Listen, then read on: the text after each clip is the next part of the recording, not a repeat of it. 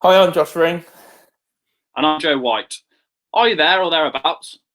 Well, if you're here, you've come to the right place. Welcome to A View from the Stands podcast. And today we are delighted to be joined by former professional footballer of 20 years, playing across all four divisions from the Premier League to Division 4.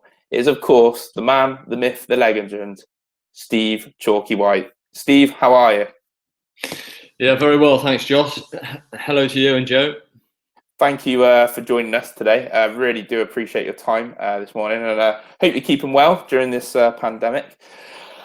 I obviously described you as, former professional footballer 20 years, but I had a bit of a browse on a Swindon Town forum site, and actually they seem to describe you, Steve, as someone who had their shorts up to their waist, sharpened elbows, who was an opportunist striker, who had an amazing habit of being constantly offside. I mean, which description is probably more fair, my one or that one, Steve? All of them, I think, Josh. Yeah, I think that was one of those fanzines the supporters club used to distribute, and they took a fancy to a huge section of the fans, and all those things that you've just described, offside, Steve White and the Offsiders, they called me at one stage, but yeah, and I had pictures of me with drums and all the rest of it, and it's quite funny actually. But yeah, those were good years at Swindon, and Love it. The supporters were fantastic. And shorts up to your waist, or are we talking a bit higher? Do you know what I mean? Yeah, that's right. Yeah, do you know what? That was when shorts now, like they're down to your knees, aren't they? And they look much more fashionable, but. Yeah, I tended to pull my shorts up. I think it was tuck your shirt in job as well, so then you could see where the waistband of your shorts were, and it was quite high. So they tell me. So I'm reminded. I love it. Well, bring back that, I say. Let's bring that into the modern game. Absolutely. Obviously, today on the pod, we're gonna delve into your life, find out about your journey as a professional footballer. We're absolutely fascinated, and we can't wait to find out more. But I'm always going to throw you on the spot here, Steve. A bit of a quiz question, and it's a bit of a random fact that I want to share with potentially people who don't know you outside of Swindon Town. I'm going to throw. Yeah, it's going to be good, isn't it, Joe? This random question here. Steve, 14th of June, 2004, a European tournament. Why is that day? Why is that that match a date that I've written down as something that is absolutely blown my mind when it comes to you? Can you recall that? I think I know what you're talking about, Josh. Is that when I think they had a group of Swindon Town fans had a flag or a banner behind the goal, and it was at the European Championships, and it was they put my name on right in the middle of it, Chalky White or something, and so that was the only way I was going to be famous, sort of European wide or worldwide. But yeah, it was quite funny at the time. Press people were ringing me up from Swindon and saying, "Have you seen this?" But yeah, it's not good enough to play for the national team, which I was, but we want to get there somehow and support them. It just actually blows my mind. I mean, when we have people sort of come on the streams of the podcast, and we had someone tuning in yesterday from Brazil, we had people from Guyana, and that blows my mind. But the fact that your name, Chalky White is God, was on a flag in a game between Sweden and Bulgaria, it's an unbelievable, that actually just blows my mind, Steve, to the fact that there are fans out there who went to a game that wasn't even England based, and your name is front stage and centre stream out to the world. I think quite a lot of football fans that support a team in England, and they just love it, don't they? And they actually travel abroad to these European competitions and obviously World Cups, and they're just wonderful football supporters. And we're finding now, aren't we, with the terrible pandemic, just how important the most band of people are in any football club are the supporters. And without them, it just I don't know how some of the top players are able to motivate themselves. I know we all know they're getting very well paid, and they come to this country because of the money and Sky and all the rest of it, and it's the best league in the world. But again, as I said, the supporters are the most important thing. And we had a group of supporters there at Swindon Town. They used to travel all over the world and take their flags with them, and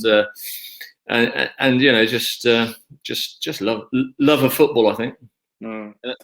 moving on from that, it'd be. Have you ever met those people? Well, I don't know them. I don't know. They obviously know me because they've watched me play football week in, week out. But saying meet them, often when. Did you ever meet them after a game or anything? Well, regularly before games, before training, and after games, we'd always have the actual people that take that flag to those. At the time, I remember they did introduce themselves to me, yeah. But yeah, generally speaking, they were always those sort of people always around. If you go in the Legends bar after for a drink and that now, sometimes the match commentary that I do now, then you regularly bump into those people and they'll remind you of the past and come and sit on our table. They've got 10 round there drinking beer, trying to get you drunk. You've got to drive home. So yeah. Oh, that's great. I'd love to meet them. It's just amazing how sort of loyal they are. Yeah, and I guess if you are the people who did take that flag to Portugal, if you are watching this podcast, do get in touch with our Twitter. We'd love to ask you the thoughts and feelings behind taking the Chalky White is God flag, and it would be great for you to reach out. So Steve, I know obviously you talked about and you talked highly about your relationship with fans and importance of fans in general football. And football is nothing without them. And obviously, we'd probably love to ask you, maybe again later on in the season, your sort of views come the end of the close of the season, the impact of fans, the impact of the modern day game at the moment. But I guess growing up then for you, born in the 60s. What is your earliest memory of football in general? What is your earliest memory of football as a youngster? Well, my earliest memory, I used to play with a wee tennis ball at my home in Colberteeth, and inside the house, and my mum telling me off, throwing the ball against the wall and trying to head it against the other wall. And I had two china plates there on the wall as the goal nets, the goal posts anyway.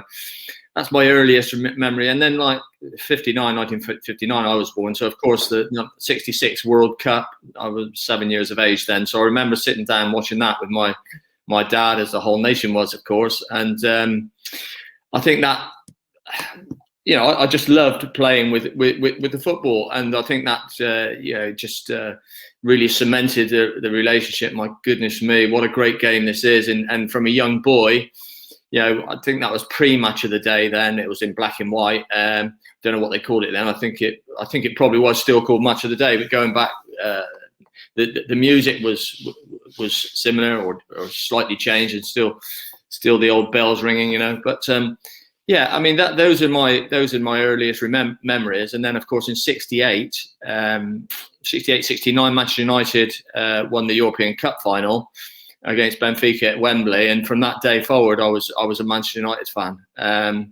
Charlton, Best, Law, all those players, and it was just a wonderful time to be growing up and being able to watch football on television at the European level and the World Cup, of course. And I think that really lit the fuse. And what else did we have to do? We didn't have Game Boy and all the rest of it that the kids grow up with nowadays, and the technology.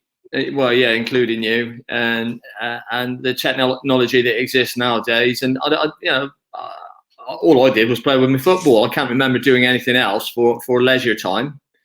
I used to walk down to my school on the holidays and had a leather football in a net. I used to kick it all the way down, and I suppose in a way that was practice. And then meet my mates down there. But before school on a morning, it was always we had little I don't know what they call anthracite. Little coal balls, and we used to pick up sides in the yard before school started. Lunchtime break, every break, we'd be playing with these little small pieces of coal. And kicking it into the bike shed we used that as goalposts. So, right from an early age, playtime basically was playing with the football. And that's really interesting.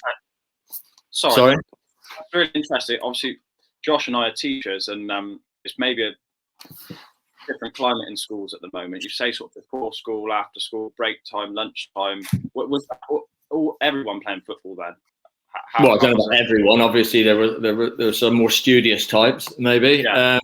But from a young age, that's the way it seemed. The boys, or we used to have a game of chase from wall to wall in my first school.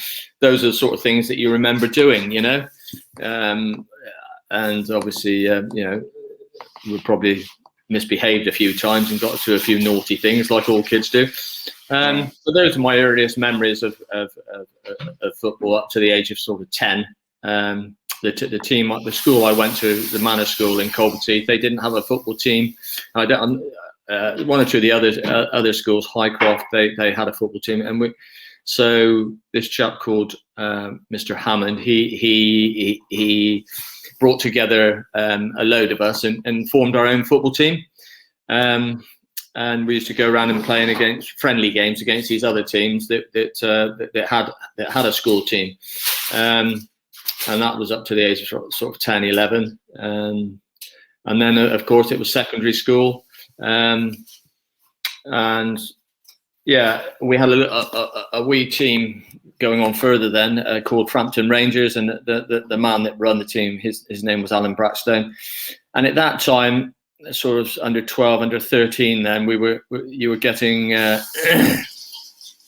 or becoming aware that some of the games were being watched by scouts from Bristol Rovers and Bristol City. And I played for Frampton Rangers, and one of the lads that was in our team was Gary Megson, ginger lad who had a great career as a professional at Plymouth, Everton, Sheffield Wednesday, all these places. And I played with him in that Frampton Rangers team from the age of 13 to 16. His dad had come down from Sheffield and took over the Rovers manager's job. So that was a great wee team there we had, and we were always either champions or in the cup final. And we used to play Leauge. That was one of the strongest teams around, and that was like a war. All the dads would be fighting on the touchline every other game when it was a big game.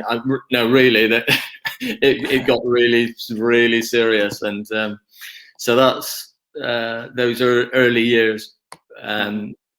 Those are my memories. But so then in I was 13, 14, as I said, scouts started to come to watch football matches with the kids, and you became aware of it. And the Bristol Rovers scout Bill Dodgin and the Bristol City scout Jock Ray, they both came to my house when I was 13, and I remember my dad and my mum sitting there and thinking, obviously it didn't come at the same time, but they wanted me to sign for Bristol City and or Bristol Rovers, and I chose Bristol Rovers basically because they were the nearest team.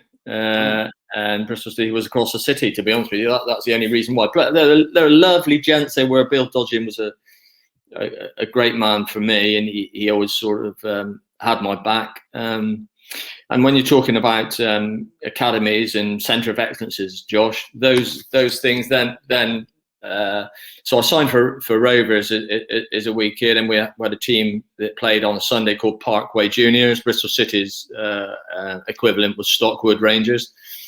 And that was another level. That was another level. And we thought Kevin Mabbott and Gary Mabbott both played in those teams. How old were you then? Sorry? How old were you then? Yeah, that was between 13 to 16. Right. And that was they both played for Rovers actually, and their dad Ray Mabbott, who's died now, he was obviously played for Rovers, and so. But Kevin Mabbott ended up playing for Bristol City, and Gary Mabbott for Rovers, and later went on and had a great career at Spurs, as you know. So that was it. And we used to train on the car park at Bristol Rovers. No Astra or anything like that.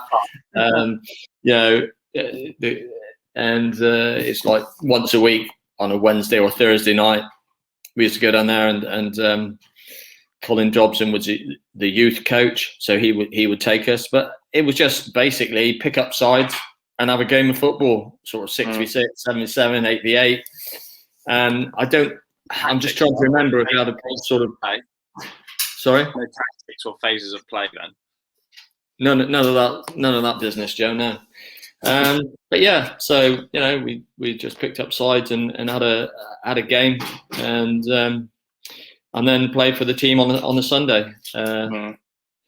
So then really it was a question of apprenticeships they had then, Josh, and I was at school, and I wasn't very big at that time, and I had a lot more growing to do, and I was so disappointed at the age of 15, 16, and last year at school they didn't offer me an apprenticeship, Bristol Rovers, and didn't really give a reason, but they said the general consensus was that I wasn't big and strong enough, so I stayed on at school. And still played for competitive football, Sefton Park. We had a team in Bristol. Then later I joined Mangotsfield United. They were in the South West League. And we used to play floodlit games. Bristol Rovers were in that league, Plymouth, Torquay, all these sort of teams. So I'm going on sort of between 16 and 18 then. And then I came to the attention of Rovers again because I was playing for Mangotsfield, and I was fortunate enough to get into the England schoolboy team, going up to the age of 18. We played Scotland a couple of times and Wales. And then Rovers became re-interested. I'd grown a bit, I'd put on weight. My dad used to feed me eggs with milk, and I was much, much stronger. And you get that nowadays, after I finished playing football, we're running the academy at Southampton, the Bath-based academy for 2.5 years. It's many similar things we saw then. We had Tyrone Mings there, Gareth Bale, and some of them, Tyrone Mings, for instance, wasn't physically developed at that age, and they let him go. And it's similar to myself. But we put on that bit of weight and strength and grown, and then Don Megson, who was a manager at Rovers, then he gave me my first professional contract at 18, as I was leaving school. So that's how it started, Josh. And from then on, a lot, we're in the big C then. Yeah. Just before we move forward into your career, just one question really in terms of, so that initial setback when, they sort of looked at you and said, probably you're not physically up to it, big and strong enough. And, after that, did you sort of give up on the hope of anything happening with football? Was it more when you went to play for Manchester that it was more of a, this is just going to be part-time bit of fun now, I'm going to enjoy my sport as a hobby, or was it still like, were you still determined and thought, I can still make something of this, I just need another chance or opportunity? Yeah, I was still practicing and still love my football. My dad had built me a wall the same size as a goal mouth, concrete blocks in our back garden, and he rigged a light up. So from the age of 14, 15 to 18, I was playing against that wall every night for an hour or two every night, and getting my timing right with my left foot and my right foot so I could hit first time shots. And obviously, so I had that, and keeping myself fit, I had that. Can I get back in? Will I get another chance? And we were playing Mangotsfield youth team, used to play against Bristol Rovers, and we always used to give them a very, very good game. It was always very close matches. So you had that belief that, well, they're not much better than me. All the apprentices down there at the time, Ray Guscott and Wayne Powell, Vaughan Jones, all these people. Holloway was coming through 2 or 3 years later. He's 56, 57, a bit younger than me. So you had that idea that you could rub shoulders with these players, and fortunately Don Megson gave me that opportunity when I left school at 18 to get back and have a chance for a year at being a professional. So, but that was the start of it, and that's good.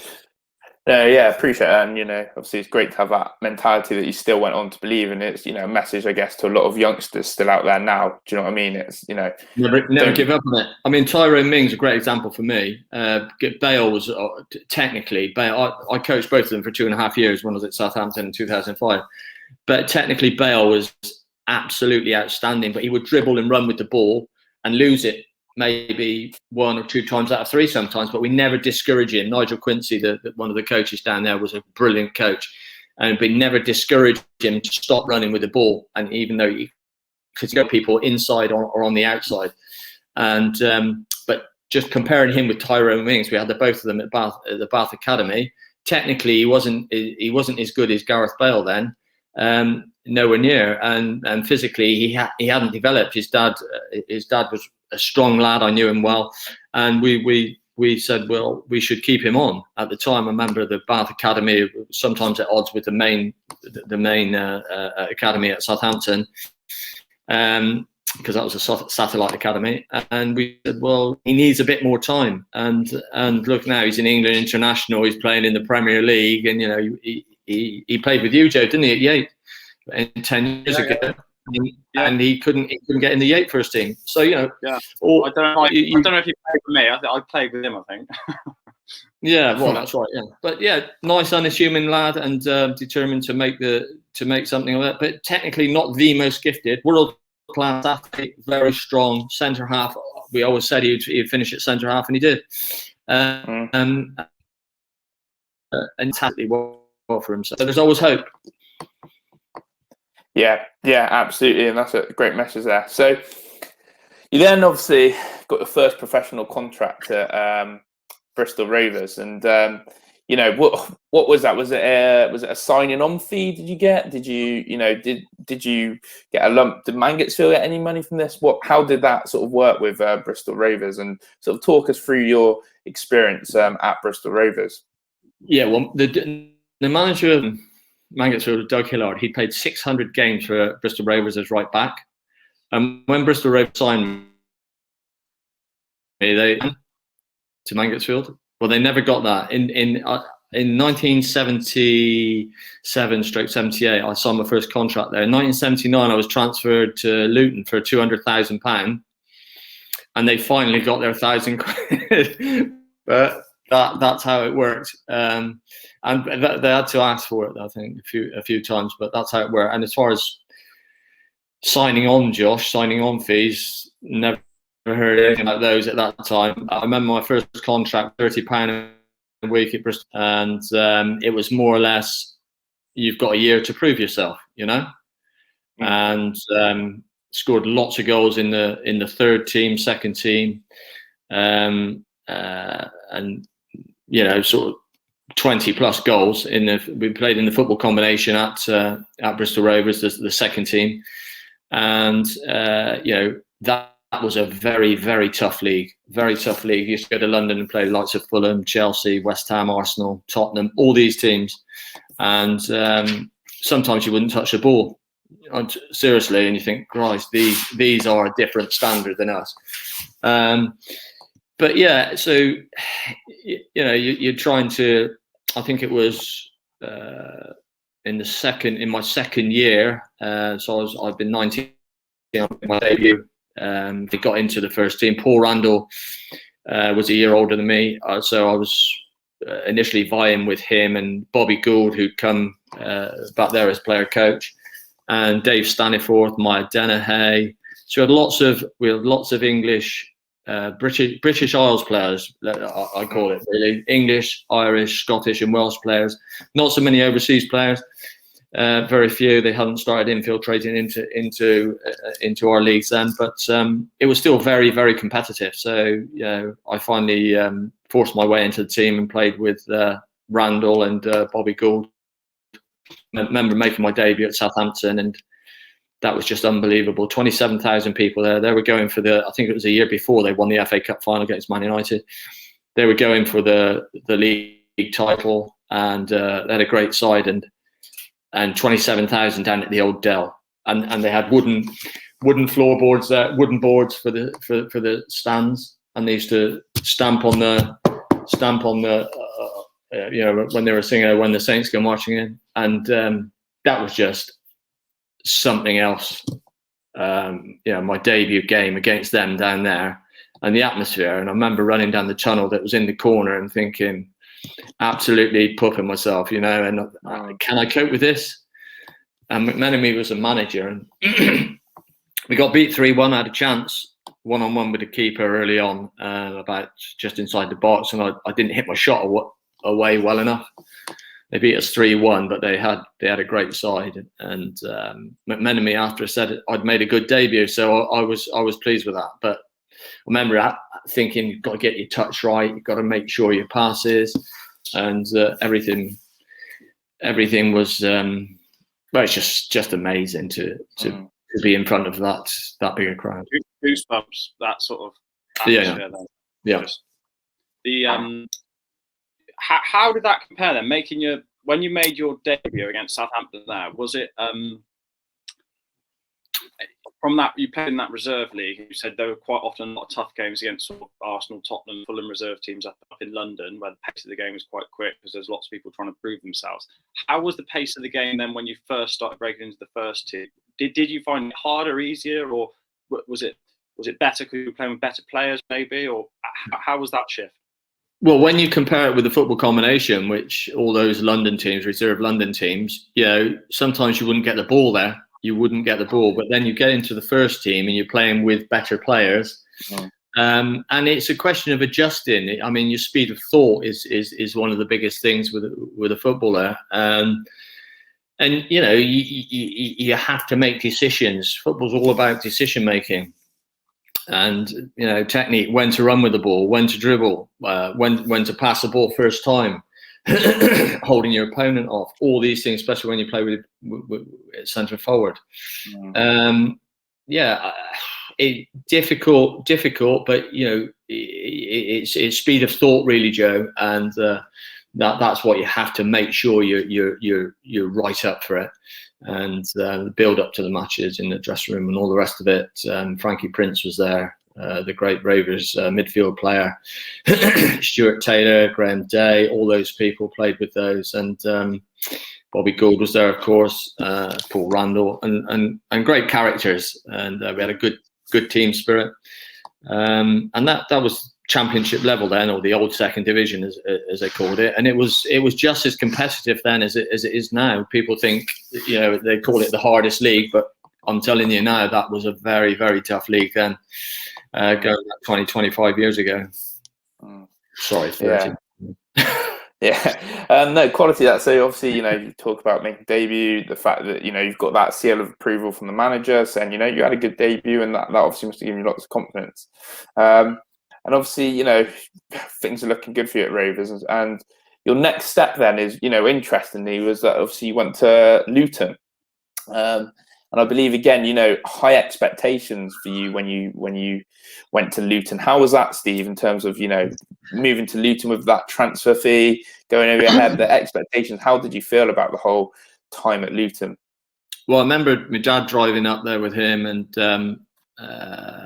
they came in for me. I'd scored 4 goals against Luton. 2 at home, we beat them 3-2, and 2 away. We were 2-0 up there. I'd scored both goals, and they beat us 3-2. So obviously, my name was cemented in David Pleat's head because I played well against their team, and. It's a record transfer fee at the time, 200,000. Just as comparison, Trevor Francis was the first £1 million player at that time. He went from Birmingham to Forest, it was. I found the first 6 months very difficult. I was in digs. First time being away from home, really. I was 19, 20. First time I'd been away from home, and I was in digs.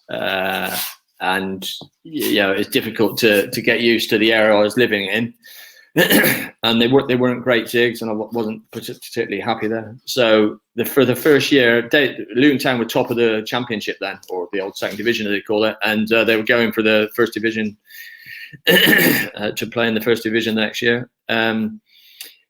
And most of the time, Bob Hatton and Brian Steen were the 2 centre forwards at the time. David Moss was left winger, and he sat me on the bench. And it was really as a motivation, really, to motivate the other players.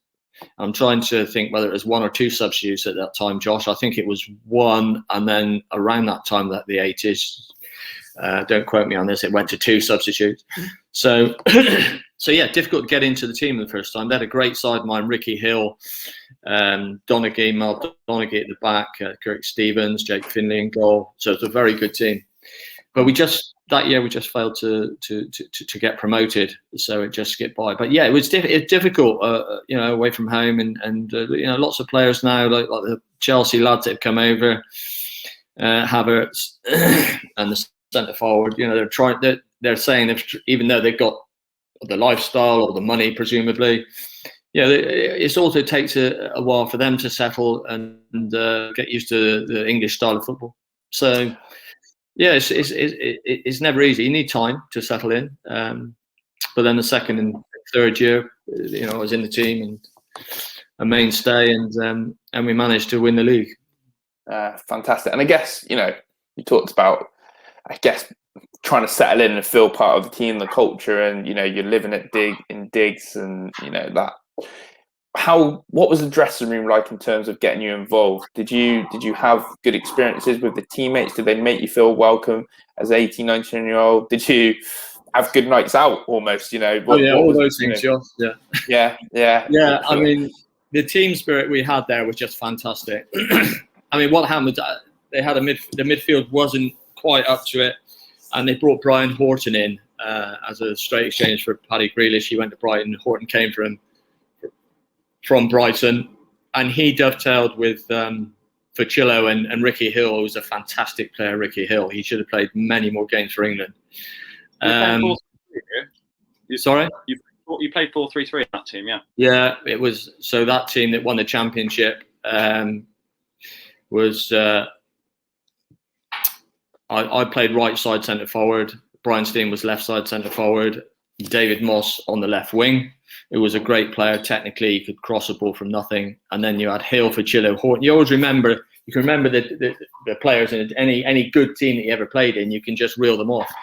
Hill, Fuchillo, Horton. Horton was the water carrier, so to speak. But tackle, he would tackle sort of shin high most of his tackles and get away with it. It wasn't even a yellow until half time, you know. But great captain. Absolutely would not accept second best at any stage. 4 games we lost that season. 126, drew 12, lost 4. I played every minute of every game. And as I said, there's only 1 or 2 substitutes then. But, you know, I think, you know, you can almost, well, actually, no, you can't. You can't name the Man City team now because they've got 20 players who they can rotate. But the best teams, you know, you can name their lineup. Going back years, but the team spirit we had there was fantastic, and we had nights out, you know, and 2 or 3 trips abroad for hot weather training in La Manga, and that was a beano for the boys, like, you know. We'll leave it at that. But yeah, we had some great fun, and team spirit was a good thing. We had an assistant manager called David Coates, and he bonded us together, and you know, thought it was good. I remember Mick Saxby, the centre half. We went to Ben Medina one year, and he didn't have any money left, so he had to drink a yard of ale. We said, well, if you can drink this yard of ale straight down, we'll give you all our shrapnel, all our loose change. And so we filled it, and it was already like 2 a.m. then, you know. So he drank this yard of ale right down and just went down. Yeah, he just fell straight over on his face. Love that. Those sort of things you remember, don't you? Yeah, memories, great memories. Yeah, great side that was. Yeah, so you know, your career sounds like, you know, going really well, as you said. You know, very competitive team, as you said, playing every minute of every game in a campaign. And then obviously, I think from Luton you went to Charlton. Again, what sort of progressed onto that move for you to go to Charlton? How did that come about? And, you know, again, what was the experience with Charlton like overall for you? Yeah, I'd signed a 5-year contract when I went to Luton. I was 2.5 years through it, and we'd won the championship, blitzed everybody, and had a fantastic season. I joined top scorer with Brian Steen on 20 goals.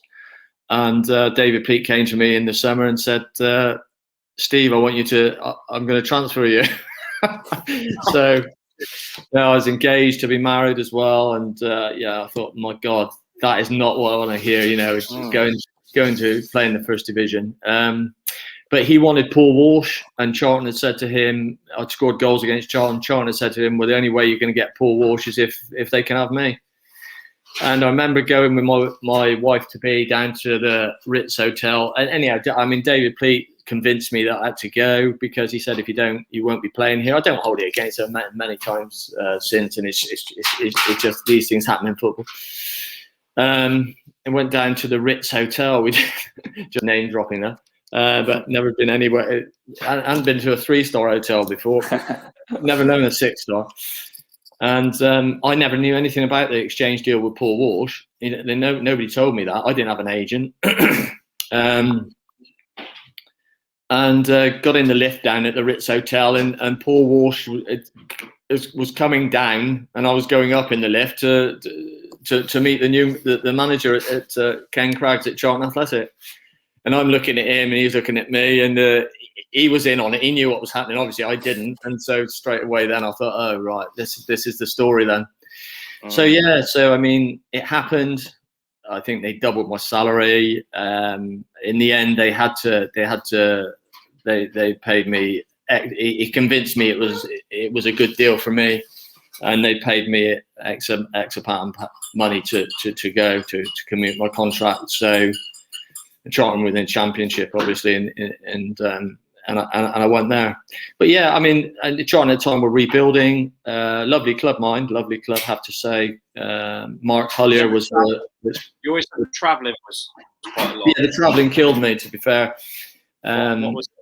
Well, it's like 50 miles. We had to go through London, and Mark Hazelwood also got transferred to Charlton at a similar time. It was the left back at Luton, and but it used to take us an hour and a half or more on a morning to travel. And I was looking for digs at the time down there, but because what happened was they brought in about 15 players, Charlton, and the chairman was a commodities broker, and he was going for it, and he was throwing his money at it. But halfway through the season, they had to start selling players, and I'd scored about 13 or 14 goals. But all of a sudden, I was out the team. Now I got injured, didn't get back in. Derek Hales was there, Carl Harris, Terry Bullivant, all these players, and yeah, I was out the team for a while. So Lenny Lawrence had taken over as manager, and he asked me to go on loan to Lincoln because they were desperately trying to shift the wage bill. And stupidly, really, I went there, and when I look back, it's probably one of the worst decisions I've made. Yeah, I think it's wise to go on loan when you're a young player like that.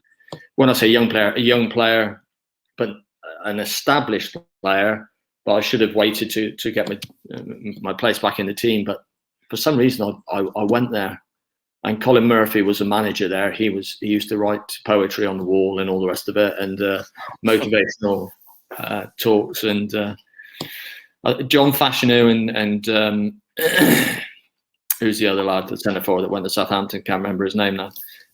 They were injured at the time. Anyway, I played a couple of games, and Murphy, the manager, sat me on the bench, and I was there for a month's loan. So I remember it was snowing at the time. I went.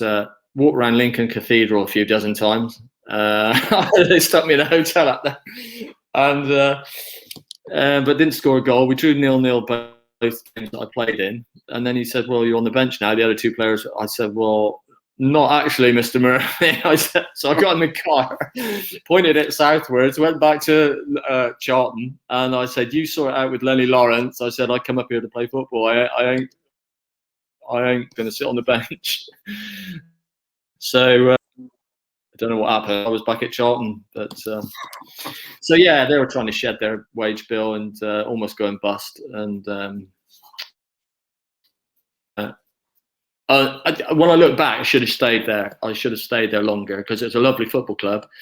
But Bristol Rovers came in then, and I'm married, and we were looking, and they came in for me out of the blue, and so I returned to that summer. Then in summer I was at Charlton. You returned to Rovers.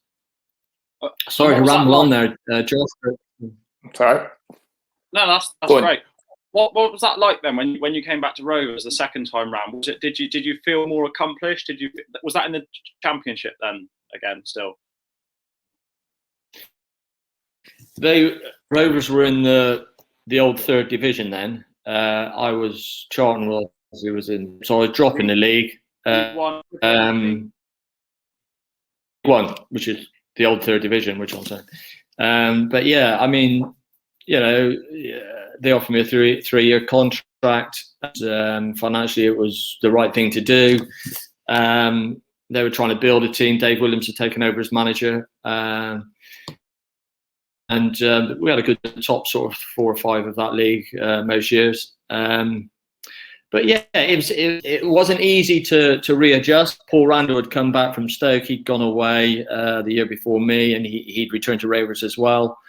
And sometimes we were vying for positions as centre forward. And yeah, it wasn't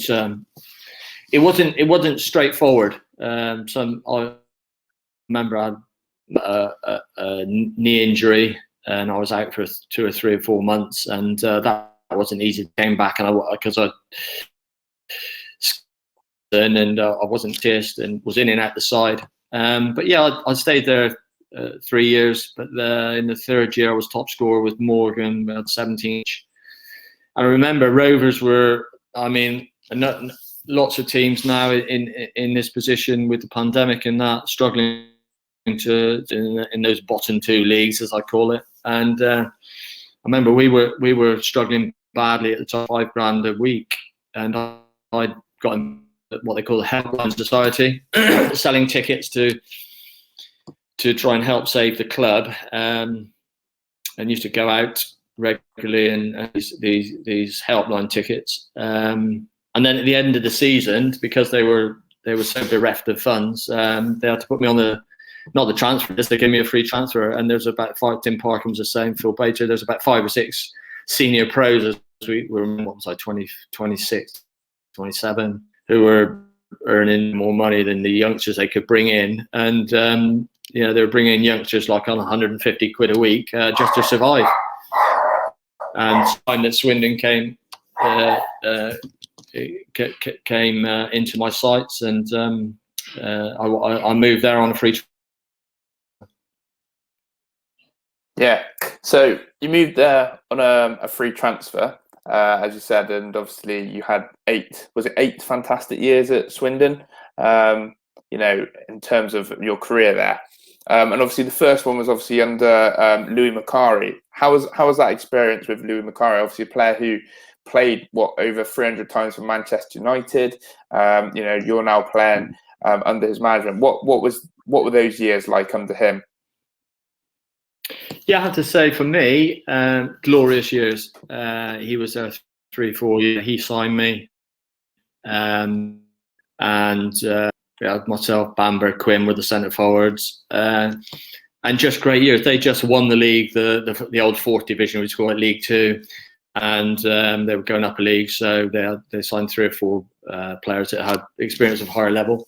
Chris Kamara was there at the time. Lots of great characters, and for lots of players there going through that period of time, those years, I was there 8 years. They were great times for Swindon Town. They had this policy of appointing international managers, Josh, and Macari was the first of that stream.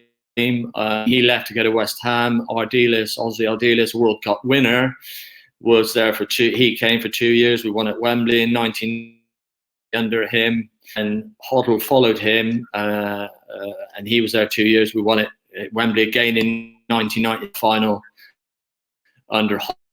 That's fantastic years at the football club, and I could talk all day about it, but specifically you must ask me questions.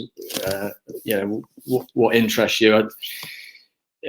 First season I was there, I top scored with 21 goals, and we got into the playoff final, go into the was a championship then, and they were just a fantastic season. Everything went right for me, and we had a very, very good team. But he played very much direct football. Some players that I find disrespectful, called it long ball football. But Lou Macari was a great professional, great professional, and he understood the importance of fitness. I think he thought, as I, after being a coach and had a lifetime full of football, understand that I think you can improve a player's technique by maybe 5-10%. You can improve his awareness, but the ability to fitness level and the ability to cover the ground is one of the most important things. I mean, that allied with intelligence. So, you know, your athletic capability, your intelligence, which is your decision making in football, and technique. Those are the three important ingredients. He played a very direct style. He believed that we weren't technically good enough to, you know, play free-flowing Manchester City type football. And it's really similar, like the way Burnley play and survive under great management, I believe. And they won't play against Manchester City in the way that the purists would like to play football. But he got them up through. So they won the 4th Division Championship. We were promoted through the playoffs at Crystal Palace. When I was fortunate to get the 2 goals, it took us into the Championship. And then the next year, we were in the playoffs to go into the Premier League, or the First Division as it was then, Josh. So just unbelievable 3 years. And his recruitment was fantastic, McGarry. Absolutely fantastic. He had an eye for a player. And so he'd bring the players in that were technically good enough. And then make sure that we did a lot of running. There's no doubt about that. But people exaggerate the fact that it's just run every day of our lives. Well, it wasn't that. But we should do 200-yard back-to-back 200-yard runs and 800-yard runs. We would do, and so our aerobic endurance was fantastic. And we could. I would liken it to the Liverpool team. Okay, we weren't that great, and their ability to run and press people. And over the last 3 years, we know he's having a difficult time at the moment, Jurgen. But over the last 3 years, they've showed that that pressing style of football has been hugely effective for them. And we played a similar, very very similar role there. We had to press from the front players, and if we didn't, we'd be off the pitch. Although it was only 2 subs, Josh. So, I know some people might look back on that and refer to it as like the dark ages and things like that. But obviously, the fact that you got promoted through so many leagues with Macari is obviously fantastic. Obviously, I mean, first and foremost, the pitches were obviously not good enough were they, to play intricate passing football necessarily. And was it, I'm just interested about his style of play? Obviously, it was very successful. Was it just literally a case of belt it forward and let's all squeeze up high? And you said before about how the goalie would get it in his hands and he wouldn't allow to kick it until all the defenders were on the halfway line. Is that right? No. Fraser Digby was keeper. He had a good kick on him. So Bambury used to play right wing. He was 6'3". I was centre forward with Quinn, and Fraser had to kick the ball off the deck or out of his hands. And by the time the ball landed, the centre halves had to be close to the halfway line. So they had to sprint up there. But I mean, we were condensing play then, Joe, in the way that he wanted it done. But I mean, all the boys were fit lads, and and he made us fitter, and so we could run over the top of. We were literally, he used to term it as that, we'd run over the top of people. But I mean, Kamara was a very good player in midfield, and we had Lee Barnard there. Colin Caudle was captain, went on to play for Scotland 30 times. Tim Parkin, head it and kick it, centre half, take no prisoners. So we had the players there, but we could also out physical people, outrun people. And Wimbledon were badly criticised, but you have to. I think you have to respect the way other teams play, and see if your style of football can win the game. Can win the game, because nobody's. The pitch is so big. It's 2 acres. It's 110 meters long. It's 80 meters wide, or whatever, 80 yards wide, and you have to work out a strategy to win a game of football. In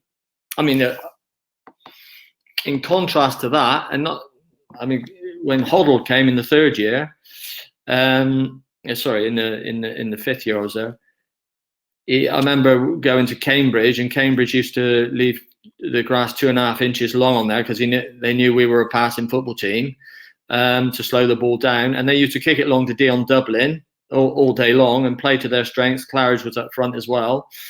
And they wouldn't water the grass. In the warm-up, they'd occupy sort of 3/4 of the pitch and try and intimidate us in the warm-up, kicking their long balls. And but we had to overcome that. And I remember Hoddle saying, "Well, right, stick to your principles. We're going to pass the ball." We passed through them one game. We went there and beat them 4-0. And they used to do things to the tee and all the rest of it, supposedly. Alcohol, I think they put in it. I'm not sure. But yeah, all the things you've got to overcome, haven't you? And so we've talked about your time under Louis, and then obviously Ozzy Ardiles, World Cup winner, Argentina again, like an experience knowing that somebody's been there, done it at the highest level. What was your time? How did you find time under him, Steve, and your experiences with him? Brilliant 2 years. Lovely man. Could never say one bad word against him. Absolute gentleman. He was a lawyer and a footballer and a football manager. Absolute gentleman. Everybody wanted to play for him. Complete contrast to the way we played with Louis, but also successful. But we have to say, most of those players that won at Wembley in the first year he was there, were signed by Macari.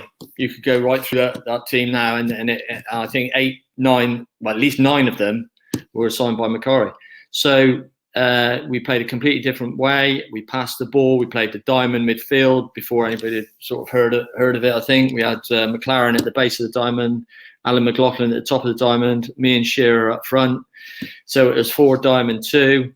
Our fullbacks, Bowden and Kerslake, pushed on.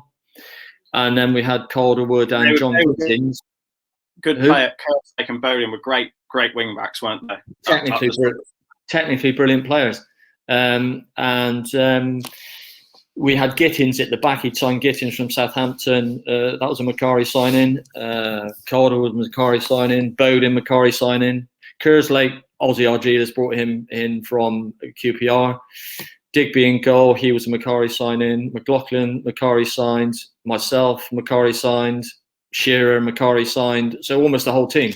But we played in a different way. So the contrast was fantastic. We enjoyed it. Nights out like you've never seen. And here, there and everywhere, Spain, and we should have won at Wembley. We should have beat Sunderland at Wembley 5-0. I missed 3 glorious chances, and Shearer missed a couple as well. Having said that, we both got 27 goals each that season, 27 each. McLaughlin had 19 goals. So unbelievable output from 3 players, not because it was me, but that's what you've got to do. You've got 2 centre forwards. They're getting 20 goals each. You've got a chance of being in the top of the league. And it was a wonderful team to play. And I remember in the semi-final, went to Blackburn in 1-2-1. We beat them 2-1 at home as well, 4-2. And as I said, in the final, we should have trounced them 5-0. But it was a very, very good team.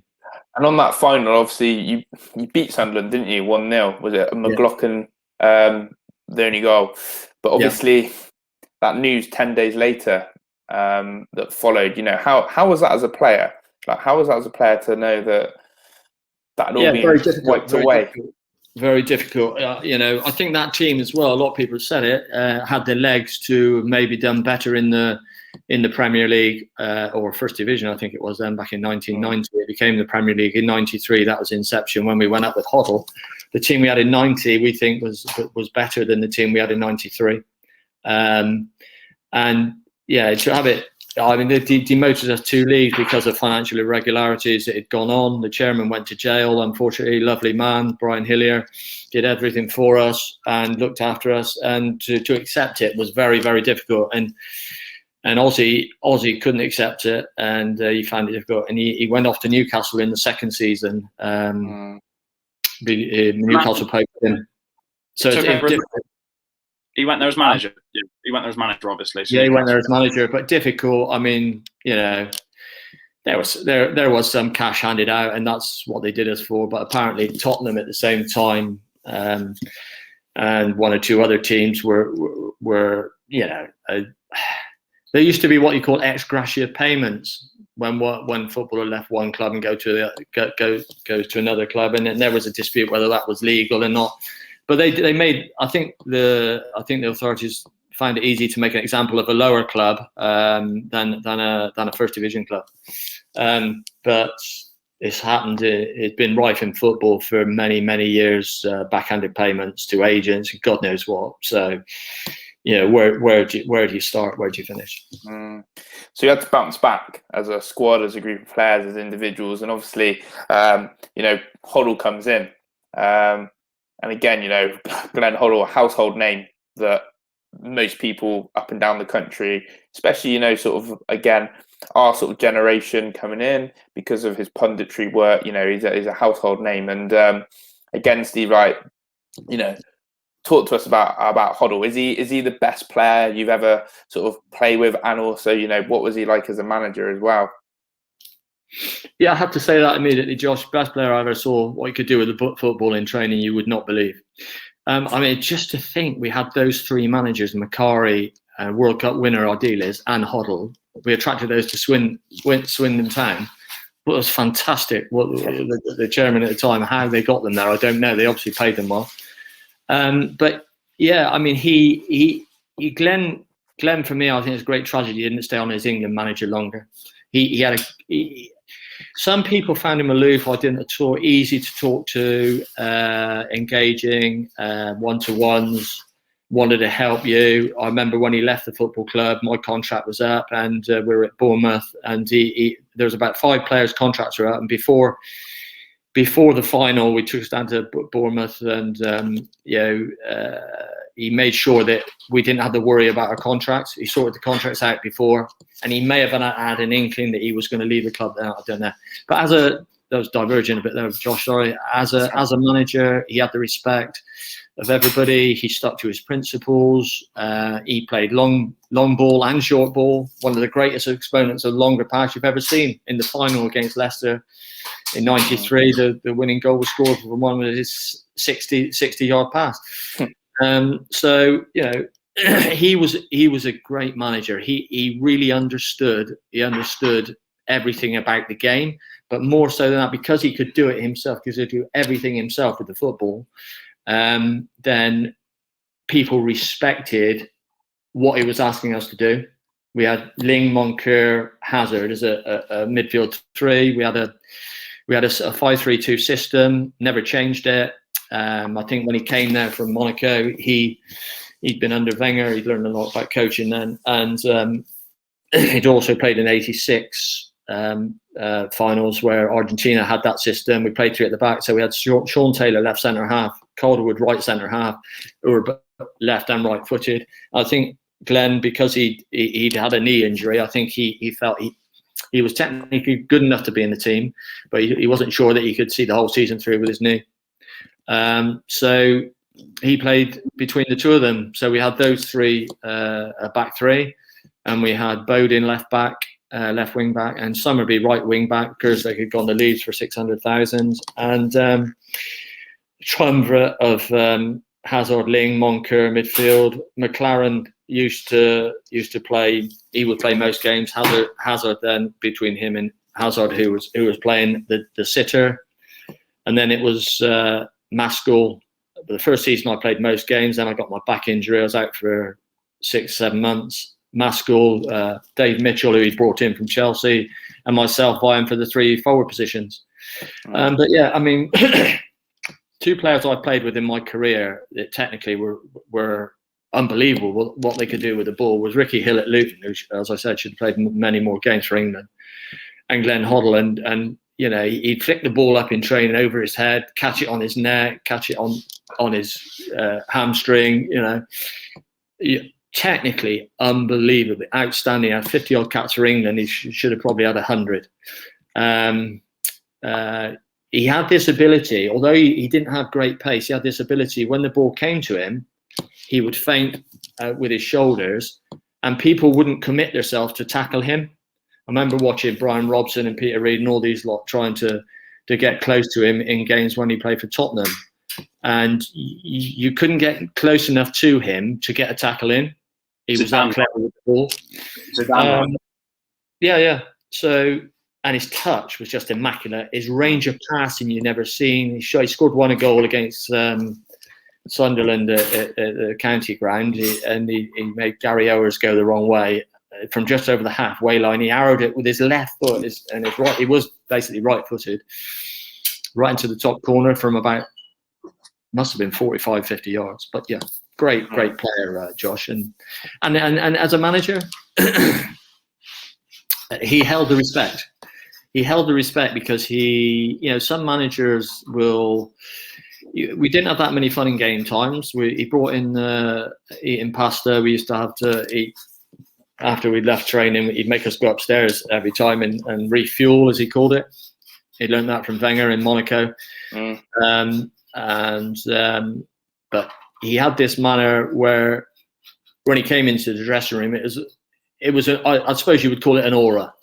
Everybody respected what he was going to say, how he put his point across, how he would take a player into his room and have a chat with him if he was disgruntled about something.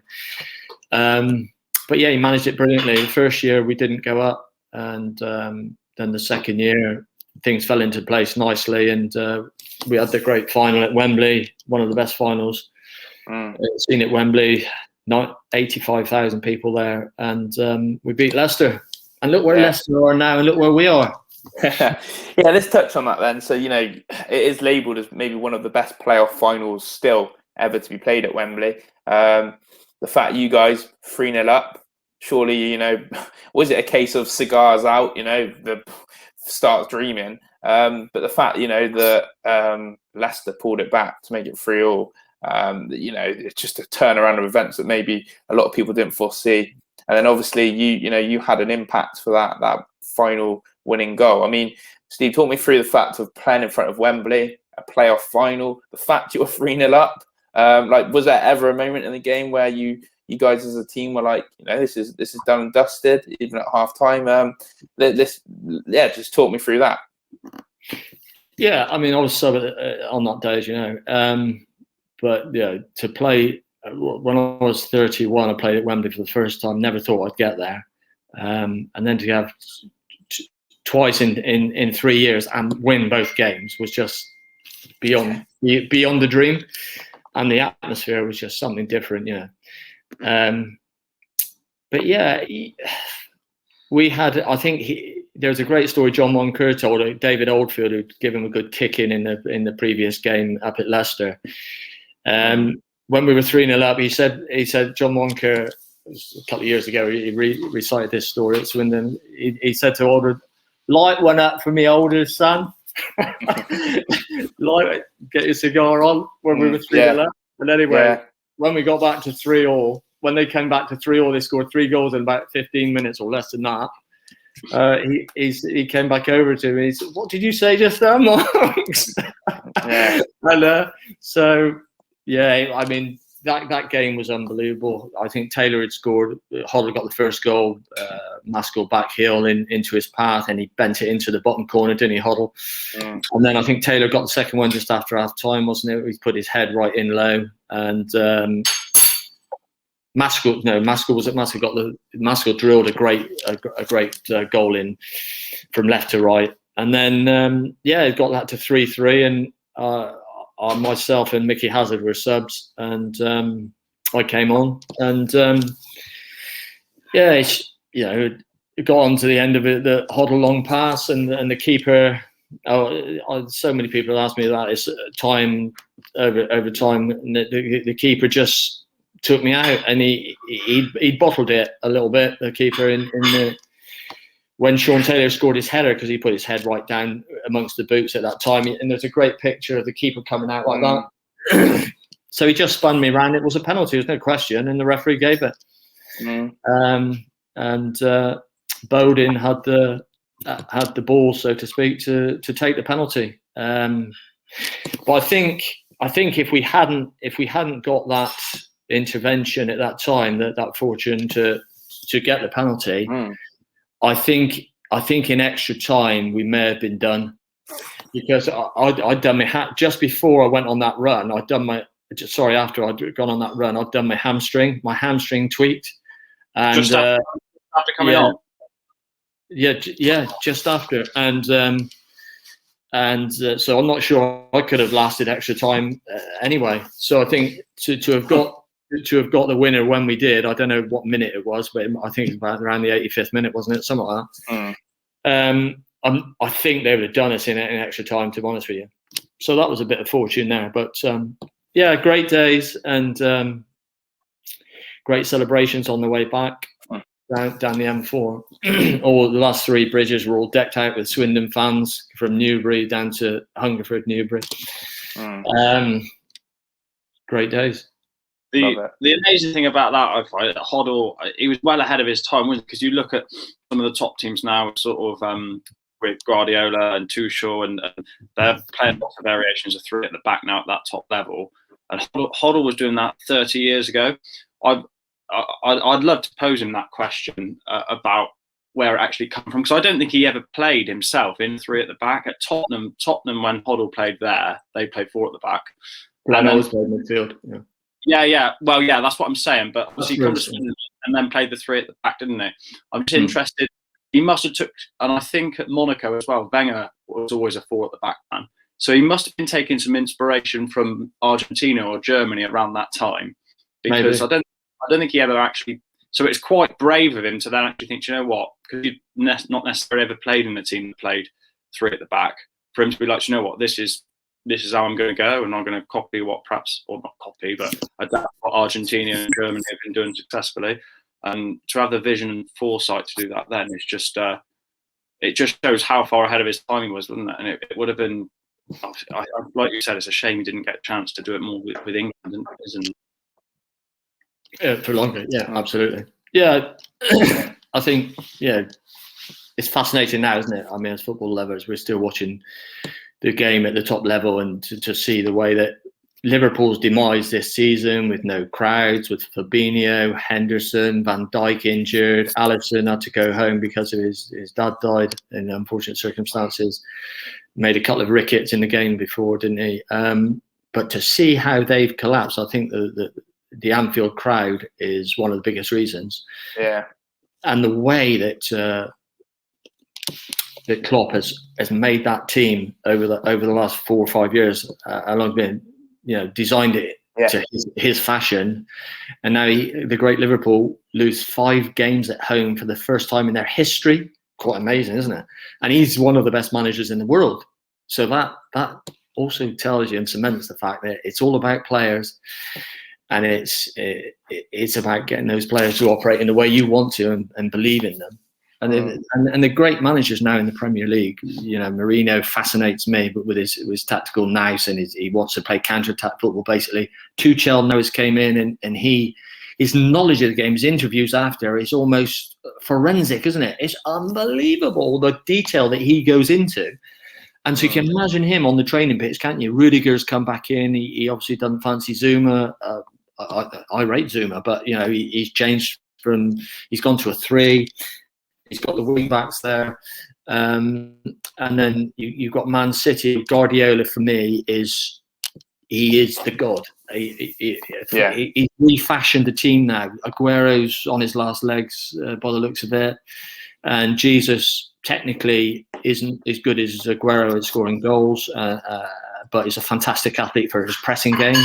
The way they go after people when they lose the ball, their ability to Man City to keep possession of the football, 15, 17 goals they've conceded, and the centre-back Diaz, unbelievable signing for 67 million. Okay, they've got the richest chairman in world football, maybe, but you've still got to go and identify those players and recruit them, and then be the best players, and then coach them how you want your team to play. So for me, Guardiola is just a magnificent manager, tactician.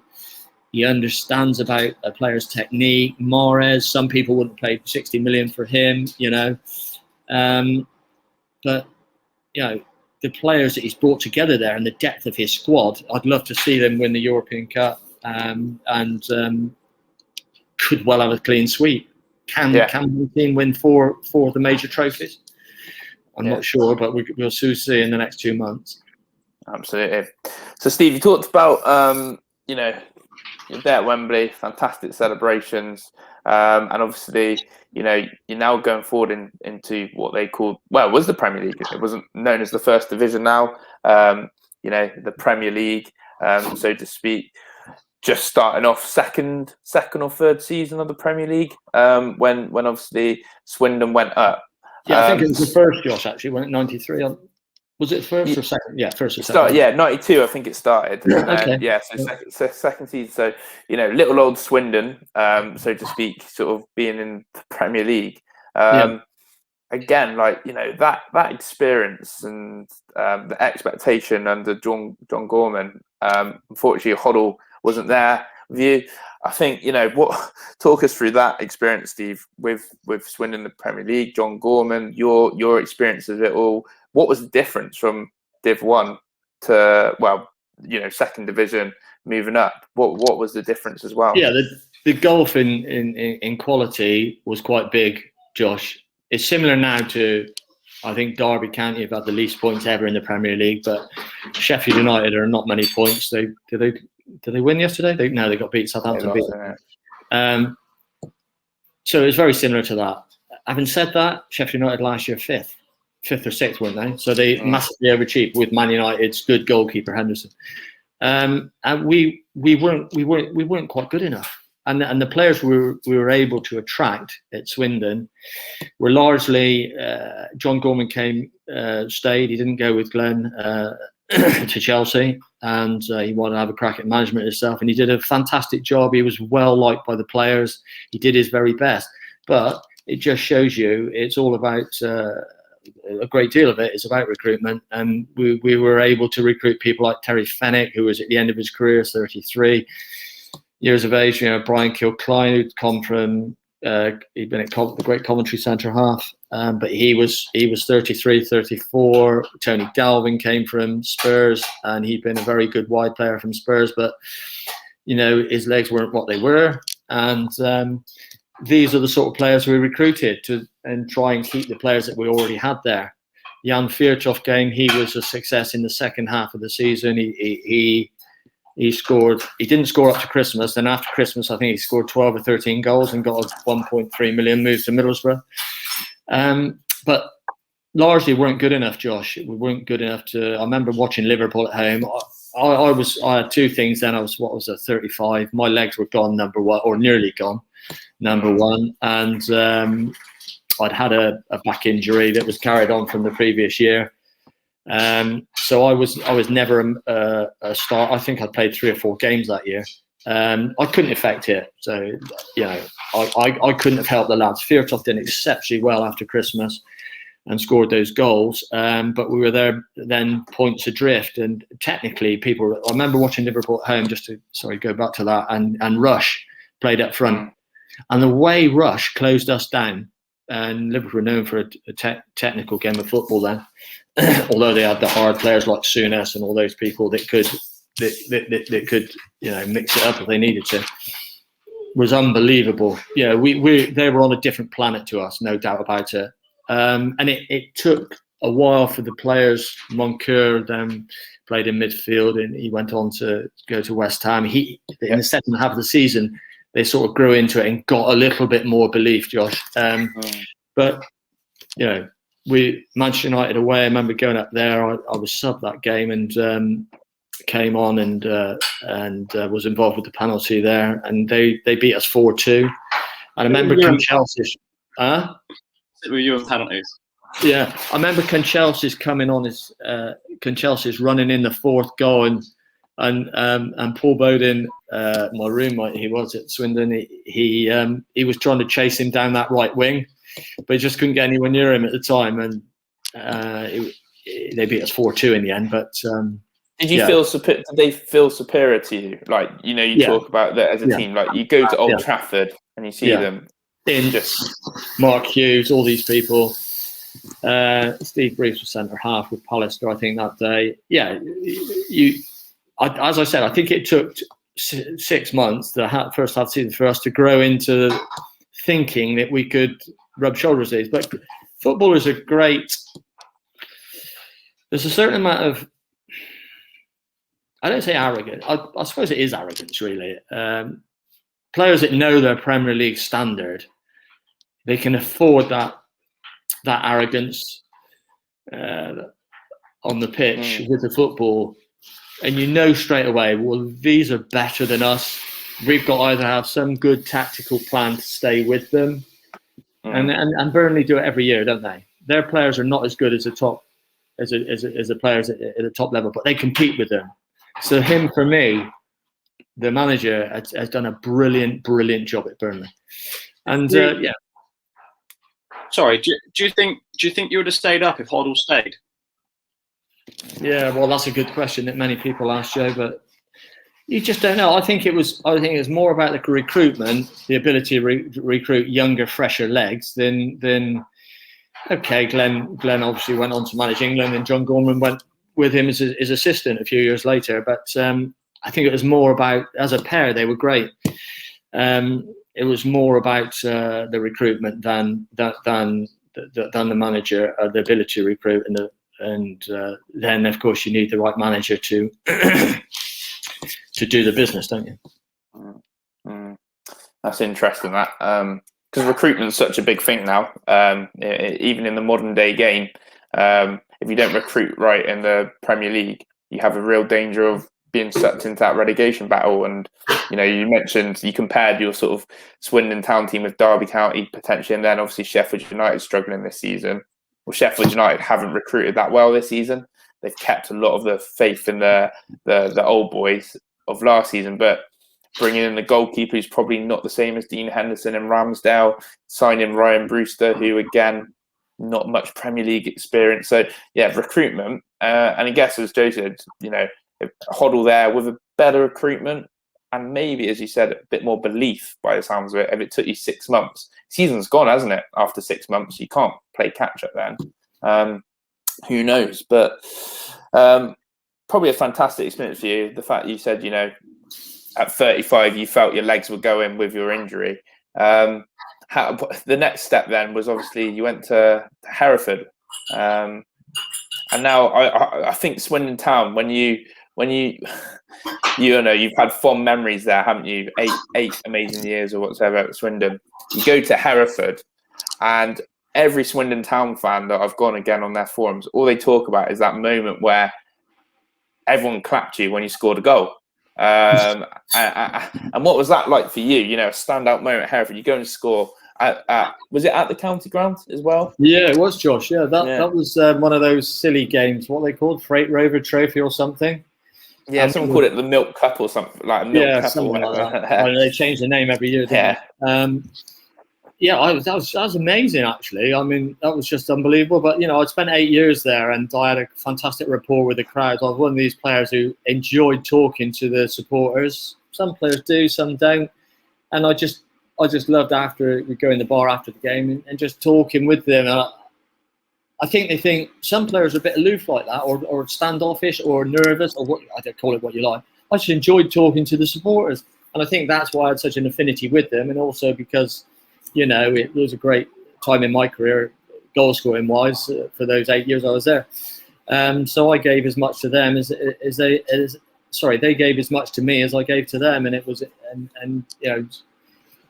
when I scored the winning goal there for Hereford, who were in the League Two, and Swindon were probably, I think McMahon was there, wasn't he, as manager at the time, and they must have been Championship. It's quite amazing, really.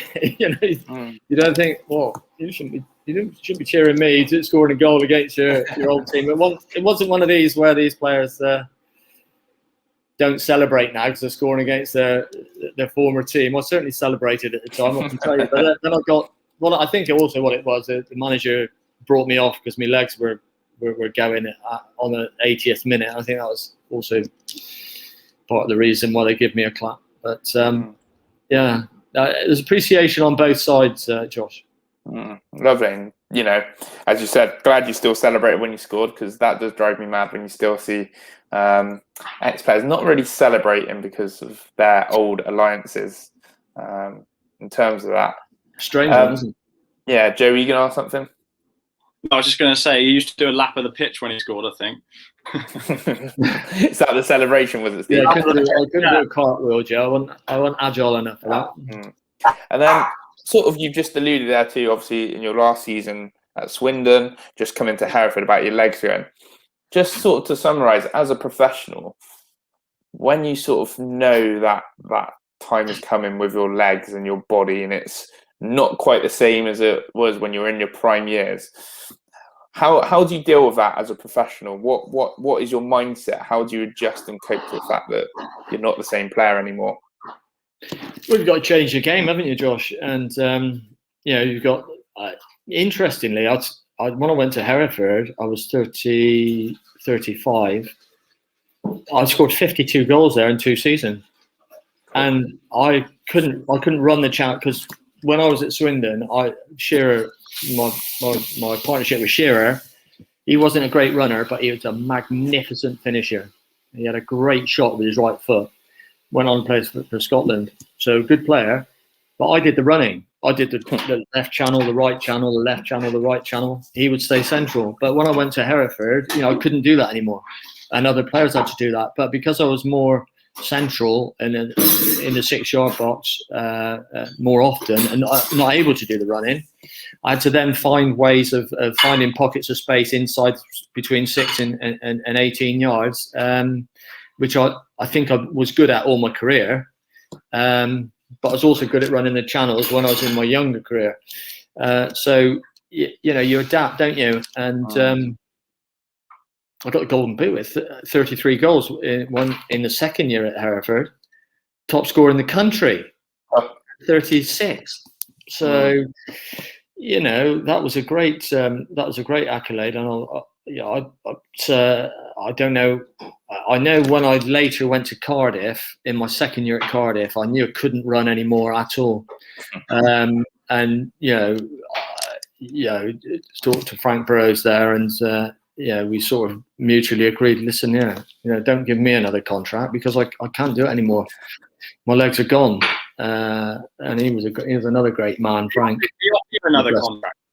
Did he offer you another contract? Yeah, he did. He said, "What do you want to do? Do you stay and come be on the coaching staff?" I said, "Well, at the time then, Cumbran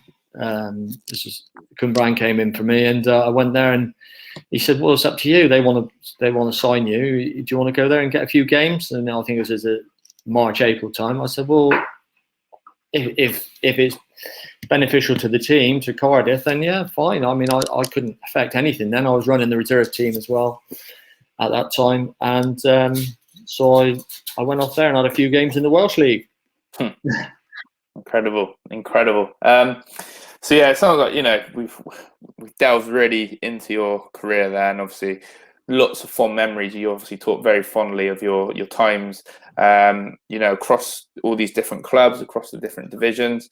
When you look back now, Steve, sort of just to sort of conclude, when you look back now, what was probably the one highlight or the one standout moment over your career that you really, really cherished and loved?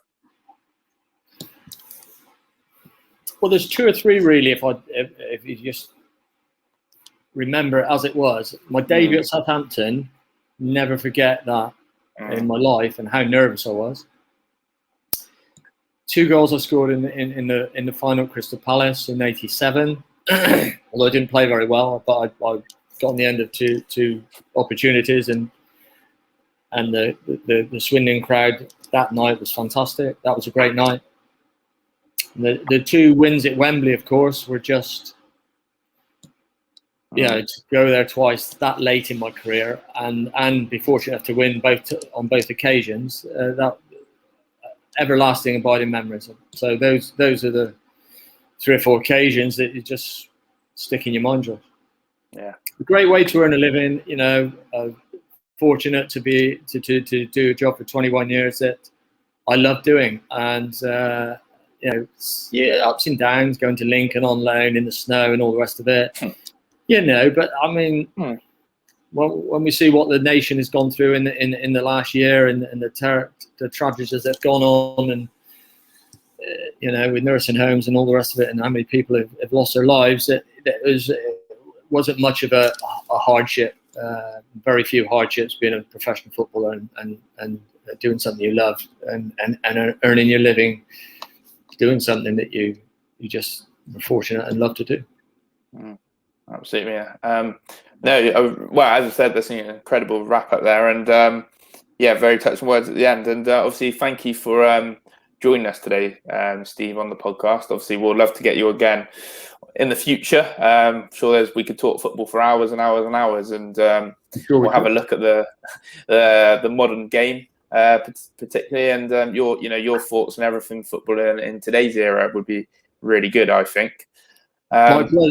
My pleasure, Josh and Joe. No problem. Well, I'm Josh Ring. And I'm Joe White. Are you there or thereabouts? Well, if you've been here, thank you for watching. We will see you next time on the View from the Stands podcast. Take care, everyone, and bye-bye.